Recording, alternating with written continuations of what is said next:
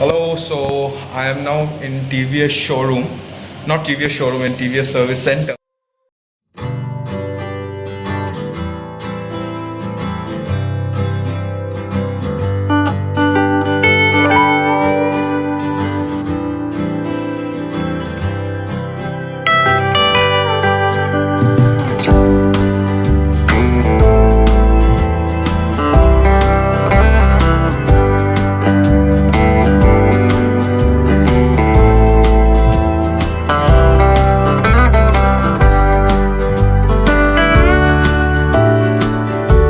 To get my bike serviced, so you can see over there. Okay, so I am in a waiting area as of now, and let's see. So they are giving me the estimated price to get it serviced near about 3,500. So let's see that how much I have to pay after full service.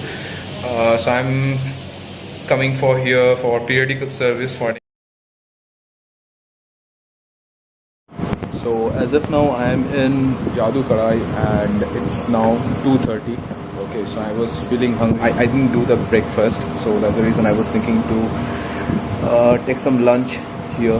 Okay, because as of now I cannot go to my home and again come back to TVS showroom to get my bike. Okay, so it's not possible for me. So I was thinking that Jadoo Karai was nearby.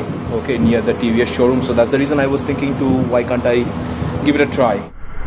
So finally हो गया मेरा servicing और मैंने गाड़ी को निकाला just now service centre से।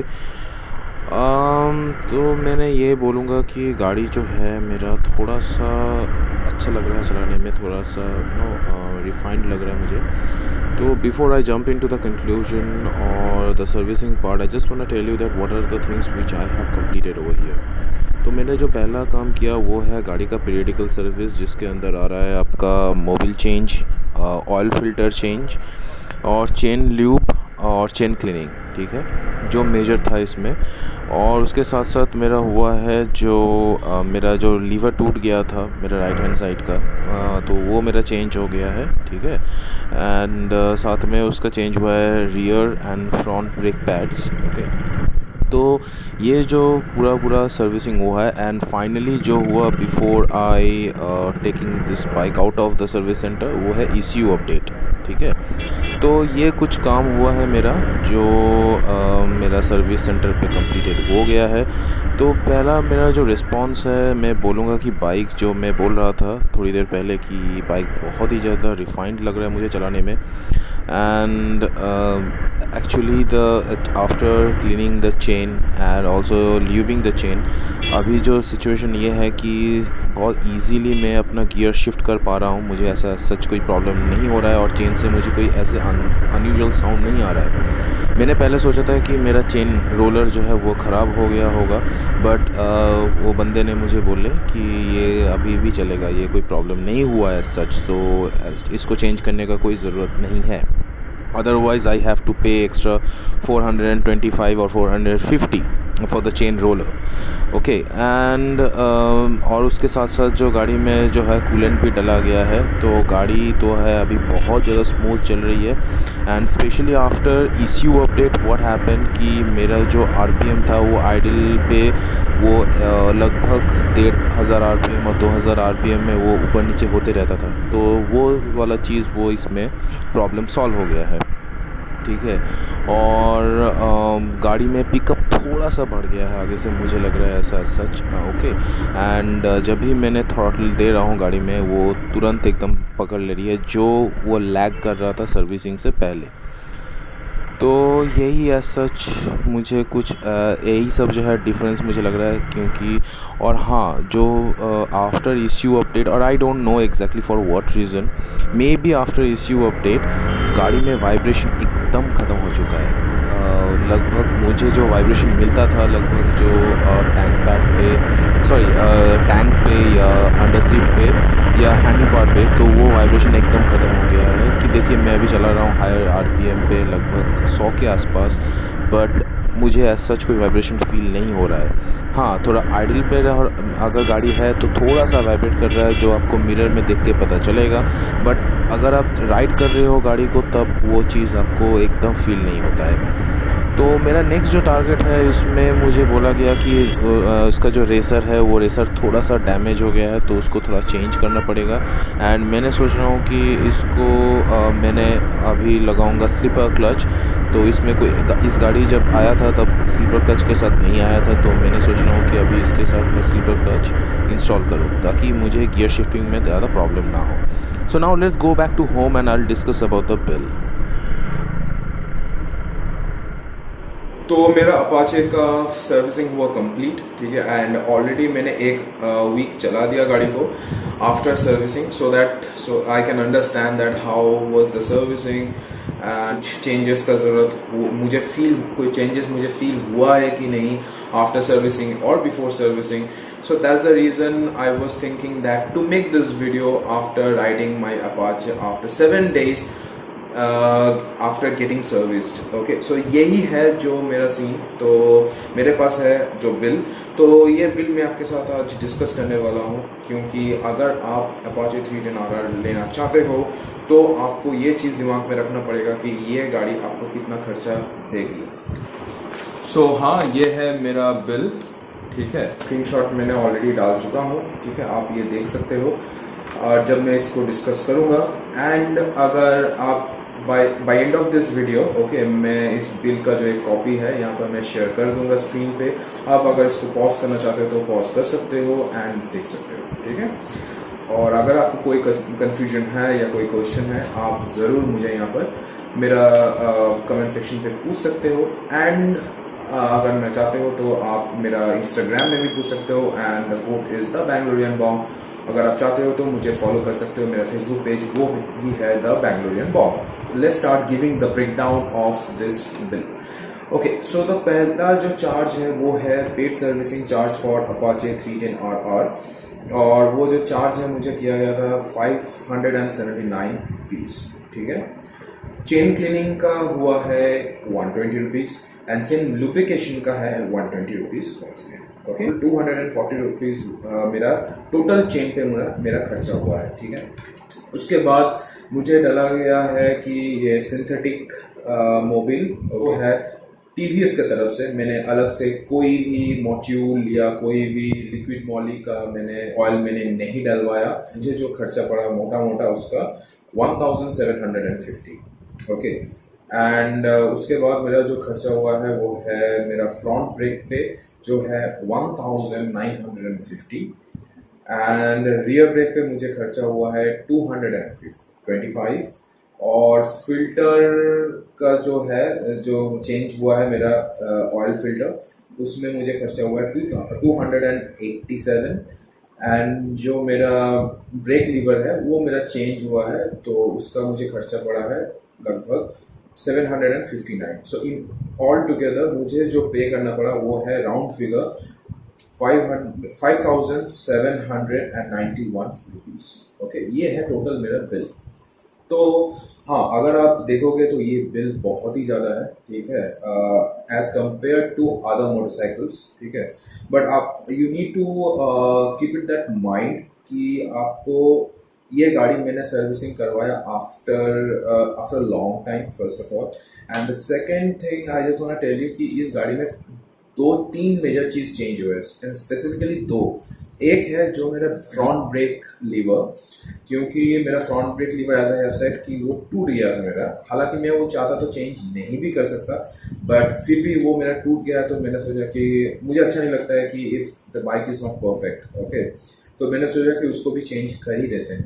तो इसलिए मुझे पे करना पड़ा लगभग 759, मोटा देखा जाए तो इन राउंड फिगर 760, ठीक है। और मेरा जो मेजर जो खर्चा हुआ है वो है मेरा ब्रेक पैड्स पे, तो specifically the front brake pad में मुझे खर्चा हुआ है 1950, in round figure it is close to 2000, okay. और रियर ब्रेक का मुझे खर्चा हुआ है 225। सो अगर आप देखोगे तो ये जो डिफरेंस है लाइक 1950 एंड 225, सो लगभग आपका 10 टाइम्स एक्चुअली आपका वैल्यू ज़्यादा है अगर आप दोनों ब्रेक पैड का कंपेयर करोगे। एंड उसका रीज़न भी है क्योंकि फ्रंट ब्रेक जो है वो ब्रेम्बो है, तो इसमें क्या होता है कि आपका रिस्पॉन्स बहुत ज़्यादा अच्छा है, ठीक है, क्योंकि इस गाड़ी में थोड़ा सा स्पीड ज़्यादा है, तो इसके लिए आपको चाहिए एक अच्छा सा ब्रेकिंग क्वालिटी, तो इसके लिए थोड़ा सा आपको तो पे करना ही पड़ेगा। तो यही है इसका सीन। बट हाँ, अगर आपका ब्रेक सही रहता है, आपका लीवर टूटा उटा नहीं है, तो आपको ये गाड़ी मोटा मोटा खर्चा देगी, लगभग 2,821, so close to 3,000 rupees, okay, which is fair enough। अगर आप एक पीरियडिकल सर्विस करना चाहते हो, paid service I am talking about, जहाँ पर आपका ऑयल फिल्टर चेंज, फिर ऑयल चेंज, चेन लुब्रिकेशन, अगर ये सब होता है तो वहाँ पर आपको मोटा मोटा खर्चा आएगा 2,821 rupees, which is quite fair enough. हाँ, अगर आप चाहते हो तो 240 रुपया भी बचा सकते हो अगर आपके पास है चेन लुब्रिकेशन का पूरा किट। अगर आप चेन रेगुलरली आफ्टर 500 किलोमीटर आप साफ करते हो तो आपको ये चीज़ टेंशन लेने का ज़रूरत नहीं है, आप लगभग 250 और बचा सकते हो on top of that 2,800 rupees. So लगभग मोटा मोटा आपका खर्चा आएगा तब 2,500 के आसपास, जो एक डिसेंट इनफ है आपको। अगर आप देखोगे पार्ट्स के हिसाब से तो पार्ट्स बहुत ही ज़्यादा एक्सपेंसिव है, तो मैं यही बोलूँगा कि अगर आप ये गाड़ी को चला रहे हो रोड पे तो आप बहुत ही संभाल के चलाओ, क्योंकि अगर आपको गाड़ी कहीं एक्सीडेंट होती है, टूटती है, तो गाड़ी बहुत ज़्यादा खर्चा मांगेगी, ठीक है, क्योंकि इस गाड़ी का पार्ट्स का कीमत बहुत ज़्यादा है, क्योंकि ये गाड़ी जो है BMW एंड और TVS के जॉइंट वेंचर में ये गाड़ी बनाया गया है, तो ऑब्वियसली क्या होगा, इस गाड़ी का हर पार्ट्स बहुत ज़्यादा एक्सपेंसिव है। आप ब्रेक पैड का ही देख लो, मैंने चेन स्प्रॉकेट का पूछा नहीं क्योंकि मेरा चेन स्प्रॉकेट एब्सोल्युटली ब्रिलियंट है, अभी कोई प्रॉब्लम मुझे एज सच हुआ नहीं है लकीली, ठीक है। तो यही जो है सीन। तो अगर मैं बोलूँगा overall experience with the service, okay, तो मैं बोलूँगा कि बहुत ही ज़्यादा अच्छा है। बट हाँ, मुझे थोड़ा सा मलाल भी है, क्योंकि अगर आप देखोगे कि टोटल इतना बड़ा वेस्ट बंगाल पे 3 ही जगह में सिर्फ ये गाड़ी सर्विसिंग होता है। एक है आपका सिलीगुड़ी पे, दूसरा है कोलकाता पे, एंड तीसरा है आसनसोल पे। एंड आसनसोल में भी रिसेंटली आई थिंक इन 2018 और 2019 से ये गाड़ी सर्विसिंग होना चालू हुआ है, ठीक है। उससे पहले आपको कोलकाता लेके जाना पड़ता है, जो है नियरेस्ट यहाँ से। ये जो कटौती है जो सेल्स फिगर में, ये इसका मेन रीज़न है इसका servicing, okay, and obviously another part is the expensive spare parts, okay. तो यही जो है इसका मेनली रीज़न।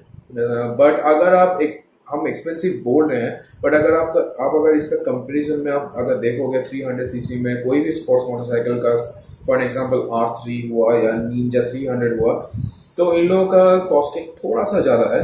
हाँ, हालांकि आप बोल भी सकते हो कि निंजा 300 और R3 is kind of a next level motorcycle, it's a twin cylinder engine, you will get it. तो हाँ, थोड़ा प्रीमियम भी है, तो आपके लिए वो चार्जेस देना बनता भी है। अगर आप इसका कंपैरिजन आप डायरेक्टली करोगे अगर डोमिनर के साथ, थोड़ा सा एक्सपेंसिव मुझे लगा, ठीक है। बट अदरवाइज मुझे कोई प्रॉब्लम नहीं है सर्विसिंग में। The service guy was excellent, okay. And मैं यहाँ पर मेंशन भी करना चाहता हूँ, कल मुझे एक्चुअली कॉल आया था TVS से कि how happy I was, okay, with my servicing, मुझे कोई प्रॉब्लम हो रहा है कि नहीं। तो क्या हुआ कि मैंने जो उन लोगों को फीडबैक दिया था कि उस गाड़ी को बाद में वॉशिंग भी किया गया था, ठीक है। तो वॉशिंग एंड पॉलिशिंग दोनों हुआ था, तो मुझे पॉलिश में से थोड़ा सा प्रॉब्लम मुझे लगा, क्योंकि गाड़ी में थोड़ा स्पॉट आ रहा था, ठीक है। हालांकि maybe that time actually they are closing और they are about to close, so इसीलिए शायद से वो लोग उतना ज़्यादा फोकस नहीं कर पाया। तो मुझे फ़ोन करके फिर से बुलाए उन लोग, एंड मैंने गाड़ी को वॉश करवाया, एंड मैंने गाड़ी को फिर से पॉलिश करवाया, एंड अभी कोई प्रॉब्लम नहीं है, कोई स्पॉट नहीं आ रहा है। तो गाड़ी एकदम प्रिटी न्यू के तरह बिहेव कर रही है गाड़ी, अनटिल अनलेस आप अगर उसका मीटर चेक करोगे तो यही है। मुझे उन लोगों का सर्विसिंग मुझे बहुत अच्छा लगा। जो सर्विसिंग करवाया वो है आपका PS जीवराज ऑटोमोबाइल्स LLP, ठीक है। मुझे कोई प्रॉब्लम नहीं था, एंड मेरी हर बात वो लोग माइन्यूटली सुने एंड हर चीज़ को पॉसिबल किए कि वो रेक्टिफाई कर दें, एंड ऑलमोस्ट वो कर भी दिए, to be honest with you, ठीक है। मुझे कोई प्रॉब्लम नहीं है उन लोगों के साथ, कोई प्रॉब्लम नहीं है टू बी ऑनेस्ट, क्योंकि उन लोग they are the best in terms of service. But मैं यही बोलूँगा टीवीएस को कि आप और ज़्यादा शोरूम बढ़ाओ, शोरूम ना बढ़ाओ तो कम से कम सर्विस सेंटर बढ़ाओ जहाँ पर इस गाड़ी को ठीक से प्रोजेक्ट किया जाए, क्योंकि ये गाड़ी बहुत ब्रिलियंट है, ठीक है, अपने स्टाइल में, अपने परफॉर्मेंस में एंड ऑल दैट। तो मैं यही बोलूँगा कि आप अगर चाहते हो तो इस गाड़ी को और ज़्यादा फोकस करो, और ज़्यादा मार्केटिंग करो इस गाड़ी के ऊपर। तो मैं यही चाहूँगा टीवीएस को कि आप और ज़्यादा सर्विस सेंटर बनाएं, क्योंकि वहाँ पर एक बंदा मुझे मिला था जो बर्दवान से यहाँ पर आया था गाड़ी सर्विसिंग करवाने के लिए। जस्ट थिंक अबाउट दैट कि अगर सीढ़ी हुआ या मुर्शिदाबाद हुआ या मालदा हुआ या कहीं भी हुआ, कोई भी अगर इस गाड़ी को परचेस करता है तो उसको सर्विसिंग करवाने के लिए कहाँ कहाँ ना जाना पड़ेगा। इधर उसको जाना पड़ेगा कोलकाता, और उनको जाना पड़ेगा आना पड़ेगा आसनसोल पे। ओके, तो यही है एक प्रॉब्लम। तो इसमें प्रॉब्लम क्या होता है कि एक शोरूम के ऊपर बहुत ज़्यादा प्रेशर पड़ जाता है कि अगर मान के चलो कि अगर 4-5 अपाचे 310 RR आ गया तो उन लोगों को सर्विसिंग करने में बहुत ज़्यादा टाइम लग जाएगा। होगा क्या, गाड़ी को उन लोगों को रखना पड़ेगा। अगर गाड़ी वहाँ पर रख दिया हुआ, आपको भी थोड़ा सा मन में मलाल होगा कि मैंने इतना पैसा देकर गाड़ी लिया है, सिंपल एक पीरियडिकल सर्विस के लिए गाड़ी को मुझे इतना दिन के लिए, 2 दिन के लिए या 3 दिन के लिए रखना पड़ रहा है। फॉर एन एग्जाम्पल, अगर आप आ रहे हो कहीं दूर से तो आप जाओगे कैसे, and specially in this time जहाँ पर आपको पब्लिक ट्रांसपोर्ट नहीं मिलेगा, ठीक है। तो टीवीएस को ये सब चीज़ सोचना चाहिए आगे, ठीक है, ताकि टीवीएस का जो प्रीमियम मोटरसाइकिल है जो है अपाचे 310 RR, वो और ज़्यादा सेल कर पाए, ठीक है। तो यही था जो मेरे जो एक्सपीरियंस था सर्विसिंग का, तो मैं आप लोगों के साथ ये शेयर कर दिया हूँ। तो अगर आप लेना चाहते हो टीवीएस अपाचे 310 RR, आपको ये चीज़ कंसिडर करना पड़ेगा सर्विसिंग के बारे में, एंड कितना खर्चा होगा इसके बारे में। अगर आपको लगता है कि ये गाड़ी पॉकेट फ्रेंडली है तो आप ज़रूर ले सकते हो। बट हाँ, अगर आपको ये कोई क्वेश्चन है सर्विसिंग के बारे में तो आप नीचे हमेशा कमेंट सेक्शन खुली हुई है, आप मुझे पूछ सकते हो। एंड अगर आप चाहते हो तो मुझे इंस्टाग्राम में भी पूछ सकते हो, and the ID is again the Bangalorean Bong, and my Facebook page is also the Bangalorean Bong. Like this video, you can give a thumbs up button, and if you don't like video you can give a thumbs down button, but please subscribe my channel, that is the Bangalorean Bomb, and share this video with your friends or family member, those who are looking to buy Apache 310 RR.